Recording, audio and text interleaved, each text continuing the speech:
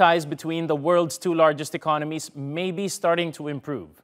That's after years of heightened tension due to the hostile policies by former U.S. President Donald Trump. President Joe Biden's top economic lieutenant, Treasury Secretary Janet Yellen, has spoken to Chinese Vice Premier Liu He. According to Beijing's readout of their phone conversation, the two senior officials discussed tariffs that both sides have placed on each other's goods. Under pressure due to rising inflation, the Biden administration has been reviewing those taxes. The White House says those additional levies have made a wide range of products more expensive. Now, last month, Secretary Yellen also said that some of those tariffs don't make any strategic sense. Now, for more, let's go to Danni Hewson. She's a financial analyst at AJ Bell in the UK.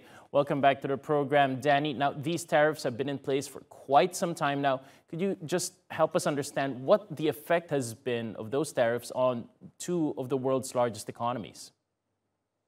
It's been pretty significant, actually. The effect of tariffs has made things more expensive, not just for consumers in the United States, but also right around the world.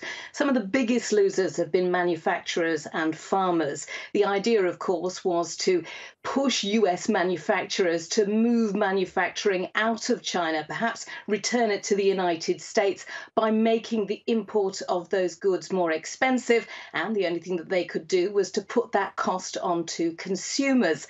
However, what's happened is, for the most part, nothing has really changed, although some manufacturers have decided to look at places like Vietnam instead. But with hundreds of billions of pounds worth of goods on both sides subject to these tariffs, it has just increased the pain at a time, of course, when we are all dealing with huge surging inflation. Right, so inflation elevated on both sides right now. So if some of these tariffs are pared back, will that have any meaningful effect in offsetting the effects of more expensive food and fuel for consumers? Well, there is an estimate that about 1% of inflation could be dialed back in the United States if these tariffs are lifted, or effectively around $800 a year, back into US consumers' wallets. And in terms of the impact that it's had on China, it's thought that these tariffs have cut GDP by about 0.5%. So, of course, if you start to grease the wheels again, if friction is taken out of the supply chain, it does bring down the prices. And of course, the situation has been that while prices have risen on all of those things like washing machines, where, if you've got to buy a washer, you then don't have that little bit of extra money to spend elsewhere, which meant consumers aren't spending less on some products. And again, people are having to push the prices up. So potentially, if these tariffs are eased, it could ease that inflation situation right across the board. Right. So, Danni, could you please remind us, why did the Trump administration decide to wage this trade war in the first place? And have any of Washington's concerns about how China runs its economy, have any of those been addressed?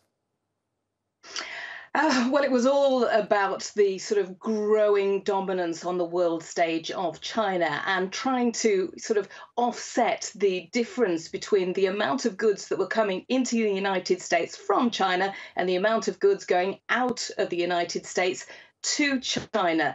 Now, in terms of has that been offset, well, there's not a great deal of indication that much of that has happened. In fact, I think we've seen trade between China and the US rise by around 15% over the past year, despite what we've seen with COVID, although there has been a slight increase in goods going from the United States to China. There have been a lot of discussions about the way that China does business, but there are still huge questions which need to be answered. And there are some, even among President Biden's administration, who worry that by relaxing these trade tariffs, it takes away some of the bargaining chips. But of course, they were incredibly popular at the time, and it is all about politics. All right, I'm sure some tricky negotiations ahead between the two sides. Danni Hewson joining us from the UK. Thank you.